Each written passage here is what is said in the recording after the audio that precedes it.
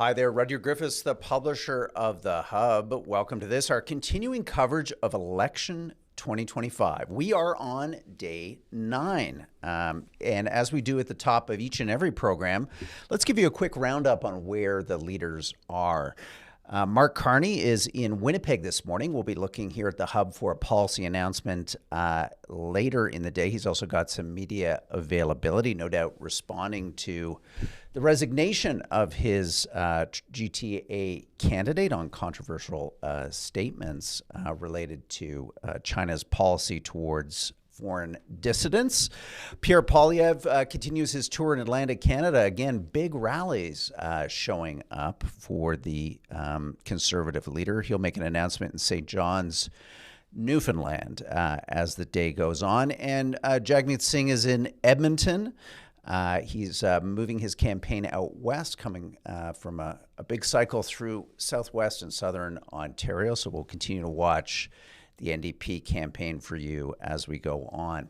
We also like to track each and every day the key kind of policy announcements that we're seeing out of the campaign. Pierre Poilievre doubling down on a big, bold strategy for energy, this set of recommendations that have come out of the energy industry about how to bring resource extraction back to the fore of Canadian productivity and economic gains. Pierre Poilievre basically indicating that he endorses all of industry's recommendations. Singh going in a different direction, promising to claw back a lot of the tax breaks and subsidies to the energy sector and help Canadians out with retrofitting their homes and driving energy efficiency savings in their home bills. We'll continue to watch the Carney campaign as the day goes on and see what policy announcements we get out of there. Well, let's bring on to the program our favorite pollster here at the Hub. He's the co-host of Bricker and Spear, and that's Darrell Bricker, Global CEO of Ipsos Public Affairs. Darrell, thanks for coming on the program. Well, thanks for having me on, Roger.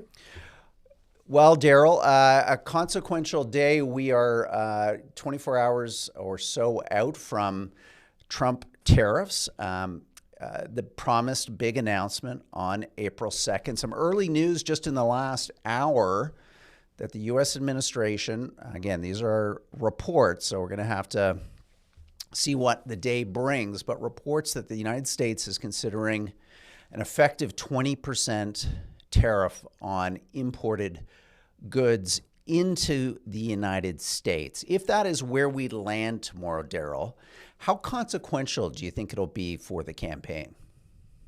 Well, what's becoming the issue in the campaign is dealing with Donald Trump and tariffs and how that is going to affect the day-to-day lives of Canadians, particularly when it comes to being able to deal with the cost of living. Now, obviously, tariffs are going to have an effect on American lives more than anybody else's because they're the ones that are going to be paying it. But the effect might also be on jobs in Canada, and that's the thing that we're really the most worried about. So what all of a sudden was theoretical becomes real. And as long as this issue is at the top of the agenda, we do see that Mark Carney is performing by far best on this. In fact, the gap that we have in our most recent polling for Global News is 40 points. It's not a gap, that's a canyon. It's about as big as I've ever seen on a major policy issue. Wow. Sean, let me come to you, Sean, because I know you've been digging in over the last hour on some very fresh information from the U.S. government on a kind of an analysis of what they see as their global trade irritants. It's a 350-page document. I know you've been scanning it just before we got on air here, looking at the Canadian section. It doesn't really tell us what's going to happen in terms of a tariff rate tomorrow. But Sean, it is interesting in terms of its insights about where the American irritants are. And I think what would be fascinating for our listeners and viewers to hear from you is how that American perception of where Canada needs to change on trade could play into the campaign and into some of the policies of the parties. Yeah, this report has been long anticipated. You recall that the administration committed to doing a comprehensive analysis of direct and indirect trade barriers that countries like Canada impose on the United States as a basis for what we're expecting tomorrow on Liberation Day, as the president has called it, a suite of retaliatory tariffs in direct response to what's set out in this comprehensive report. It's been out just for a half hour or so. But the section on Canada is notable, Daryl and Rudyard. There are a lot of predictable instances cited by the Americans, everything ranging from supply management to the Online News Act and the Online Streaming Act, issues, of course, that we've written and talked a lot about at the Hub. There's no GST. There was some speculation that the administration might target Canada's value-added tax as a de facto trade barrier, but that's not reflected in this document. The most interesting one, the one that I think we haven't heard much before, is Quebec's language law, Bill 96. The U.S. administration makes the case that Quebec's limits or constraints on English-speaking entrepreneurs and businesses represents a trade barrier to the United States. I guess I would turn it to you, Daryl. You mentioned in your response to Rudyard's question the potential magnitude of these tariffs and the political implications. But what strikes me is the intensity of the concerns around Trump seem to almost transcend their material effects, their economic effects. It feels like there's something bigger and deeper going on. Why don't you talk a bit about the state of the Canadian psyche and what, if anything, the Conservatives can do to try to chip away at that 40-point lead that Carney has on the Canada-U.S. question? Well, I'd say it's deep fear.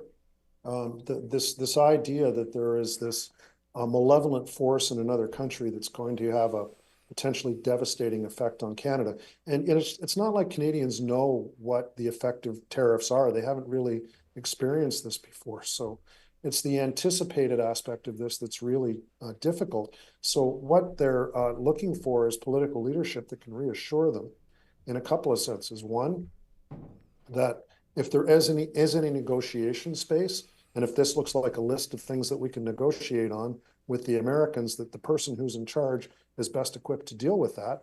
And then the second part is whatever the effects on Canada, and particularly on Canadians individually, are going to be from this, that we will have a government that's sensitive to that and will help them deal with it. So at the moment, they're looking at one particular leader as being the best position on this, and this is Mark Carney, and it's serving him well in terms of his polling numbers. Daryl, let's bring up onto the screen here for our listeners some fascinating polling that you were out with on March 30 here. It's a big list, and it basically looks at a series of attributes, leadership attributes between these different parties. And I just note it is, if you look at the bold numbers under the Liberal column, you got to go all the way down, Daryl, into that second half of the page to start to find the three qualities where the Conservatives are ahead. And those are someone who's in over their head, someone who will say anything to get elected, and someone who has a hidden agenda. This is a remarkable set of heuristic and qualitative advantages that seem to be, voters seem to be conferring on the Liberal Party.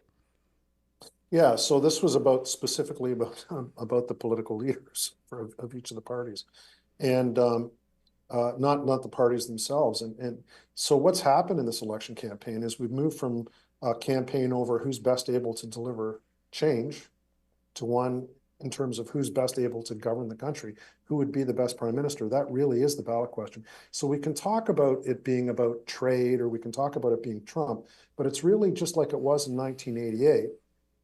With Brian Mulroney and John Turner, who do you trust most to be able to deal with this big question that's confronting the future of the country? And that's where Pierre Poilievre is suffering. As you said on the list, he only leads on the negative attributes. He leads on the things that you don't want to score well on. And he really underperforms on the big issues that people really care about. So if you go down on it's my left-hand side, it might be on the right-hand side for others, someone who can stand up to President Trump. It's like a 12-point lead for Mark Carney. Yeah. So it's consistent across every attribute. It is. It's remarkable. Sean, what do you make of that? I mean, it's such a tale of two campaigns, right? We have these large crowds. Yesterday, was it, Sean, in New Brunswick? You know, Pierre Poilievre had a couple thousand people out. But then here you see these leadership numbers, and boy, Daryl, I bet if you broke these out for us across different demographic cohorts, especially older, higher incident voting Canadians, that the numbers could break even harder for the Liberals. Well, they do, and that's one of the things that's really bizarre in this in this election so far, is that it's younger voters who are more likely to be supporting Poilievre and the Conservatives, particularly younger men, and older voters are much more likely to be supporting the Liberal Party, and that also, by the way, also includes younger women are more likely to be supporting the Liberal Party. So that, you know, he's got Pierre Poilievre's got one demographic segment in a good place, and it's younger male voters, and that's not a particularly high turnout coalition that you want to, or core of a coalition that you can build off of. So it's a difficult position he finds himself in. Let me take up something that Rudyard said, Daryl, and I preface this by saying, by no means is it a criticism of you and your colleagues in the polling industry. It's more to illuminate what's happening behind the numbers for audience.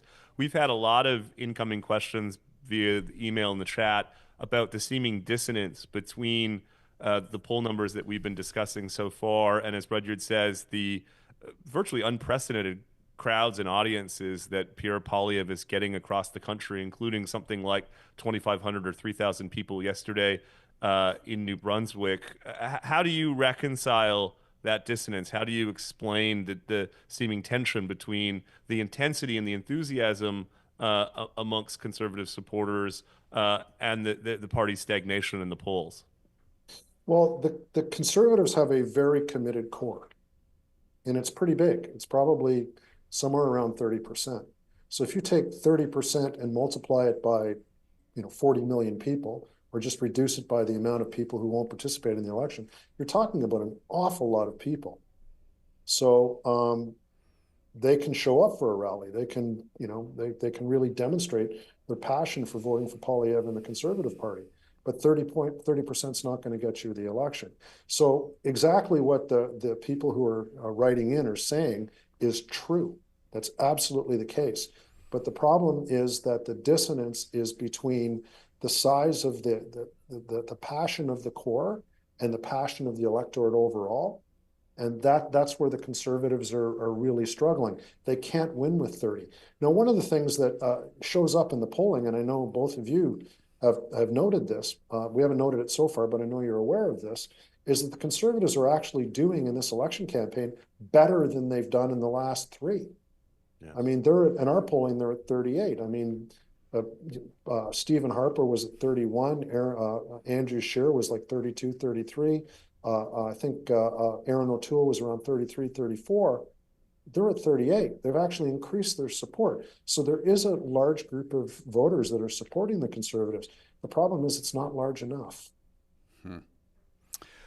Daryl, where are you going to look for in terms of the next set of polls? Like, is it trying to see if the Liberal numbers can grow into this kind of stratospheric ceiling that they're pushing up against? Is it resiliency in the Conservative numbers? What should our listeners and viewers be kind of thinking about as this week's polls begin to roll out? The two things that I'm watching the most closely, because they're leading indicators. So where the election could be going. The first one is the time for a change number. So the Conservatives, prior to the arrival of Mark Carney, were scoring historical highs on that. 78% of the population saying we needed a change in the government. That number's dropped down to 54. If it further declines, you're going to see the Liberals continue to go up. If it starts to go back up, then the Liberals are going to start being in trouble. The second number I'm really looking at is the level of personal approval for Pierre Poilievre and for Mark Carney. Right now, the high negatives, so the people who are, say, I strongly disapprove of Pierre Poilievre, is about 40. The percentage that say that they strongly disapprove of Mark Carney is half of that. If you start to see the Conservative, the Poilievre high disagree numbers or high dislike numbers start to come down, and you start to see the Carney numbers go up, Then you know that leadership, which is the primary thing on which the conservative or the Liberals are leading on right now, is starting to become less important in the election campaign. And if those two numbers get equivalent, so if Pierre Poilievre comes down 10 and he gets to 30, and Mark Carney goes up 10 and gets to 30, then we're on to other issues, and it's a completely different election campaign. So anybody who thinks that this thing is over, Right. don't. There's some fairly minor fluctuations in some of these numbers can really change things. One final number I'm looking at is what's going on in Ontario. So there was a poll leaked a little while ago saying that the Liberals were ahead by 15 points in Ontario. We don't have that. We have it at 4. It's actually quite close in Ontario. And in the 905, the two parties are tied. So even though the national numbers are not where the Conservatives want them to be, they're in the game where the election is going to be won and lost. So it's closer than the national numbers may show.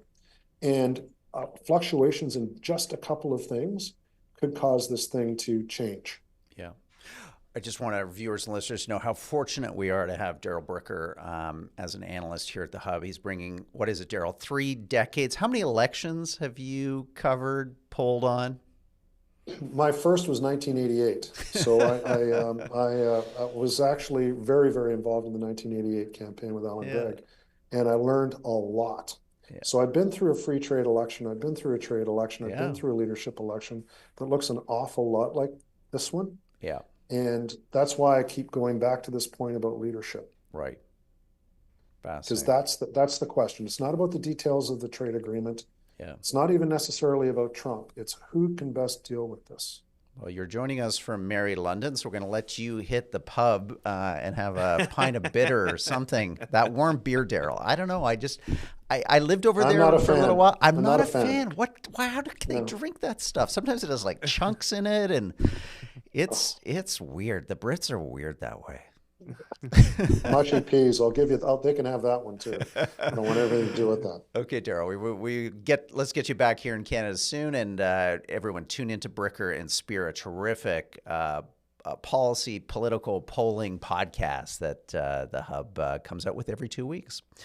Well, Sean, as we tee up our second guest, I'm going to let you do the honor of introducing him, because he's someone that you've known for a while and is going to bring an important perspective to our ongoing coverage here at the Hub of the election. We feel that it's important that we focus on views across the country, especially Western Canada, which has so much in stake at this election in terms of the tariffs, the potential threats that those represent to the Alberta economy, and also just the future of our federation. What happens after this election? How do Alberta voters either reconcile themselves or not with a Liberal win, or how do they use a Pierre Poilievre victory to bring the voice of the West back to policymaking in Ottawa? So I'll turn the proverbial microphone over to you, Sean, to introduce our guest.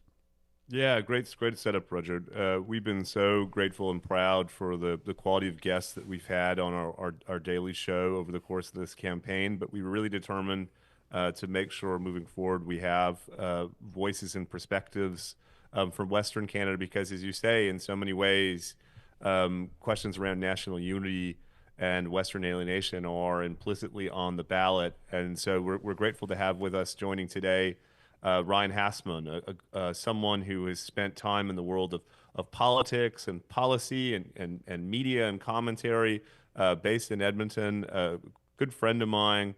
Ryan, thank you so much for joining us on our daily election show. Well, thank you very much, Sean. It's a real pleasure to be here and to be introduced by you. Although I got to ask where we get the swag. I noticed the two of you are wearing nice vests. Yeah, well, we'll see if you make it through it one episode, Ryan, or a couple episodes. We'll send you we'll send you one. Ryan, why don't you just lay out for our audience, particularly those in Central Canada, how Albertans in particular are feeling about this election campaign, not just partisan questions about the different parties, but fundamentally the extent to which a lot of the key questions we're debating, including, of course, Canada's response to Trump's tariffs, turn on inherently regional lines. Yeah, well, and first I just want to acknowledge the work that the hub has been doing. I think the project here is so important. And one of the things that I really appreciated was just a couple months ago when the tariff stuff started, and the two of you ran a piece, an editorial, I believe, really saying it's time to stand with Alberta. I just want to thank you for that. I think a lot of us out here tend to feel pretty distant from the Laurentian Triangle and what goes on in the national debate. So as Albertans, I mean, and I don't speak for every Albertan, but I speak for myself. As we watch this federal campaign, it's been a really jarring experience to kind of see that we thought maybe we had a new incoming government that was going to be led by someone who grew up here, who understands and who values the Alberta perspective, and who was saying he understands the role that the energy sector and that Alberta plays in Confederation. It's been pretty jarring to kind of see how quickly that has changed. And what I think is important here is really the issues that you guys have been talking about on the hub, which is economic growth, economic prosperity. Alberta in many ways is an idea. And the idea, or the mythos here is, you can come and you can find opportunity and you can work and you can get ahead. We all know people from Ontario who have come out here and made a living, people from New Brunswick, people from PEI. It's not just about Albertans prospering, but it's really about the whole country. And so what we've seen for the last 10 years, and again, you guys have just been at the forefront of this in this lost decade, has really been, it's felt targeted. I mean, it really has felt like other parts of the country are prospering at our expense, or through deliberate strategies to really hold down the resource economy, which, as you know, not only prospers Alberta, it prospers the whole country. So I think as we're watching, what we want to see is for the opportunity for us to make our contribution to the country. Albertans are very generous. We share, we want people to come here and work, we want people to make a great life. It's felt a little bit like we're picked on sometimes. And the problem with Canada is it's so big and there's so many regions, so everybody has a bit of an axe to grind. But boy, it's felt pretty personal in the last little while. Yeah. How about the last couple of weeks since the start of the campaign? How have Albertans? And again, we totally realize we're just getting atmospherics for you here. We just want your sense of what the vibe is. How have they reacted to this kind of surge of Mark Carney's kind of political prospects, and the extent to which at least a whole bunch of Central Canadians seem willing at this point, it's still early in the campaign, but seem willing to kind of, I don't know, forget the last 10 years, have a do-over for the Liberal Party. What do Albertans think about this? Yeah, it's pretty surprising. You look at a lot of the topics that the two of you in the hub has been talking about around productivity, economic growth, the cost of living, kind of that lost decade. And a lot of us felt like the time for change had probably arrived a couple elections ago, and that this is a government that just at least needed a reset, or at least needed some time in the penalty box. And so to see how quickly that changed was pretty surprising. I don't think a lot of us have felt like that the current government has earned another period out on the ice. And so, I think a lot of us are kind of just stunned. We've seen this before, of course, where the forget the West, we'll take the rest sort of mentality has kicked in. And I don't want to be super alarmist. Like, Albertans understand that we are just one region. But I do think that we're a little bit surprised to see how quickly it's turned. And this is a leader who, of course, has credentials and skill sets, and he's been involved in high finance. But he's also written a book about essentially shutting down the energy sector, the resource-based economy here in the energy sector. So, this is a guy that we're kind of looking at a little bit with suspicion. Now, he is an Oilers fan, which is great. But as far as his agenda on policy, I think a lot of us we've seen this show before. And it almost feels like the strategy here might be, Alberta's only 38 seats, I think 36, and they'll take 4 or 5, and the rest can just sit in opposition. Well, let's talk about that. I don't want to jump too far ahead. Um, but for our Central Canadian listeners and viewers, why don't you just reflect, Ryan, on the inherent problems or challenges with another government in Ottawa that doesn't have Alberta voices around the table, particularly in a moment in which that government would be entering into negotiations with the United States that could involve regional trade-offs. How does a government like that manage the balance between representing Ontario's auto sector and Alberta's oil and gas industry? Yeah, well, and it really makes me fearful. Anytime a region of the country isn't represented at that table or have someone screaming for its interests, and of course the federal cabinet represents the entire country, but that feels kind of like an empty thing to say in the scenario where we would go into these negotiations without a voice from the resource economy, the prairie provinces, Alberta, Saskatchewan.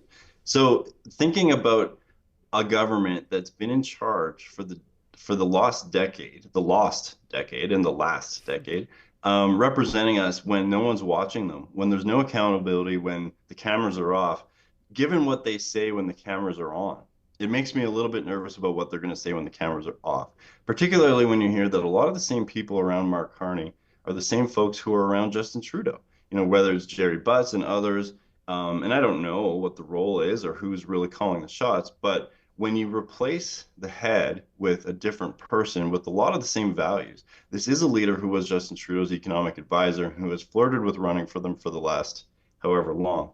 So, it makes me nervous. And I don't think it's healthy for the country to have any region underrepresented, especially one. And Sean, you've written a little bit about this.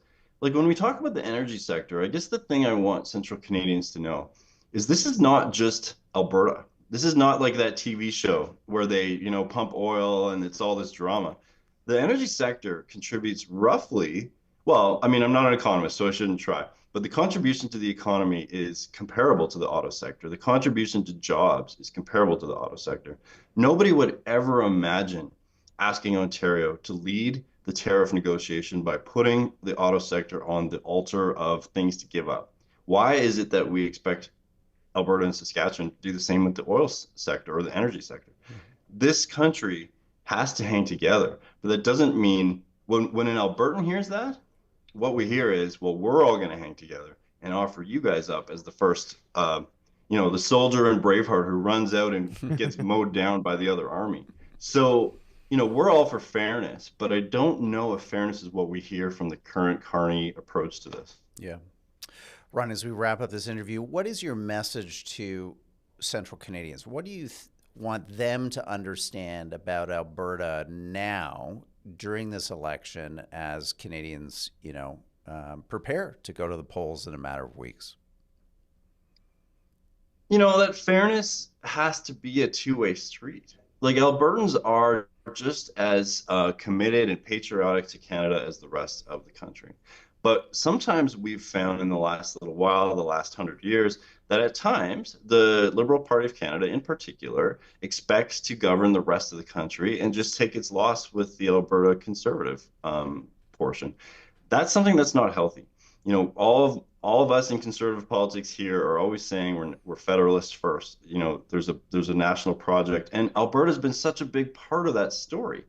So I would say to the Central Canadians, like, don't treat us like we are the embarrassing cousin. Don't treat us like we're kind of the dirty part of the economy, and it'd be better if we could move on, but I guess we're stuck with you guys. Alberta represents opportunity for everybody, economic growth, and growth is the only way we're going to get out of this. As you guys know, we can't cut or tax cut or even spend our way out of this lost decade. We need to grow, and Alberta is positioned for growth. We are ready to go, and we want people from the rest of the country to come here and to have these amazing opportunities, just like they've had since the oil sands started. Great message, Ryan. I think after that audition, we'll have to get you a vest. At minimum, though, we'd like to have you back on to share your perspective. Ryan Hastman, someone who's spent decades in the world of Alberta policy, politics, and media and commentary. Thank you so much for joining us. Yeah, thank you both. Well, Sean, that's great. Look forward to having Ryan and other voices from the West back on this program, and Quebec too. Later this week, Sean will be featuring, what does the Belle Province think about all this? It's a big part of our country also, and we see our role here at the Hub to get, as Ryan said, outside of the Laurentian Triangle of Toronto. what is it? I guess it includes Montreal, but I feel like the Laurentian corridor, let's say, of Toronto, Ottawa. We're going to say goodbye now, Sean, to our viewers who have been watching the live stream on demand. For those of you that are early birds and have joined us at 10 a.m. Eastern this morning, each and every morning, Monday to Friday, for the live version. We'll stay on after I say goodbye to take your questions in our live chat, and also to say the same to our podcast listeners who are listening to an on-demand audio version of today's edition of Election 2025 at the Hub. Why not come over at 10 a.m. in the morning, grab a coffee, sit down with Sean, me, and as you can tell, some great guests. We'll unpack the latest goings on in the election, hopefully giving you some new analysis and insights. And of course, Sean, let's give them a sneak peek. What can people find in the Hub today? April Fool's Day, some great content that you and the team have put together. Yeah, we sure did. We had Michael Kempa, University of Ottawa, professor, writing for us on this issue of diaspora politics and foreign interference in a GTA riding.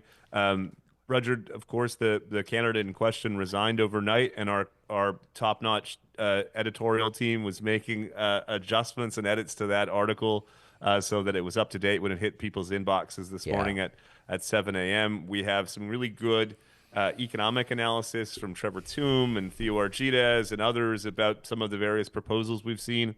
And then, of course, Richard, we have a joint column by you and me. Why don't you talk a bit about it? Yeah, well, we'll have another video on that today, kind of calling out other newspapers to declare their subsidies. A lot of big newspapers have received checks during this election as a result of the Online News Act, and we think it's important that all the press, the Hub included, declare these funds and decide what they're going to do with them. We donated equivalent amount to charity. Others may do other things, that's fine, but we think that sunlight is the ultimate antiseptic in anything that the press does, including taking large-scale subsidies from government for their journalism. So let's say goodbye to our audiences, and we'll join our live chat in just one moment. Bye-bye.